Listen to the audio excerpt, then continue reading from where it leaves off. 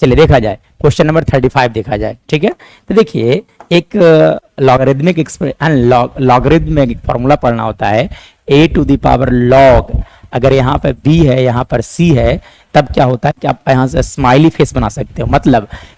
a जो है वो यहाँ जा सकता है और b को आप यहाँ पे ला सकते हो, बीच में इस तरह से बना दोगे तो स्माइली फेस जैसा लगता है। ठीक है, मतलब इस रिलेशन को यूज किया जाएगा तो आप लिख सकते हो b है ना, इसके इक्वल टू लिखा जाता है, यानी कि इसके इक्वल टू लिखा जाता है, बेस में b को लेकर चले आओ और यहाँ पर c एज इट इज रहेगा और यहाँ पर a को लिखा जा सकता है। साथ साथ एक और बात आपको मालूम चाहिए कि अगर log a है तो इसका वैल्यू 1 और अगर log e होगा तो इसका वैल्यू 1 होता है। ठीक है ना, अगर मान लिया सिर्फ और सिर्फ log लिखा हुआ होगा तो उसका बेस e होता है। ठीक है, चलिए तो यहाँ पर देखिएगा, तो यहाँ पर आप इस तरह से लिख सकते हो, यहाँ पे भी स्माइली फेस बनाओ। ये देखो लिखा गया था e टू द पावर, एक और रिलेशन आप जानते होंगे कि log a to the power n अगर होता है तो लिखा जाता है n log a, मतलब उल्टा n log a अगर दिया होता तो आप लिख सकते थे log a to the power n लिखा जा सकता है। ठीक है, चलिए तो इस रिलेशन को यहाँ पे यूज किया जाए। तो सबसे पहली बात देखिए, आप इस तरह से लिख दो e टू द पावर 5 को पहले अंदर भेज दो, तो आप लिख सकते हो log x to the power 5 minus e to the power log x to the power 4 divided by e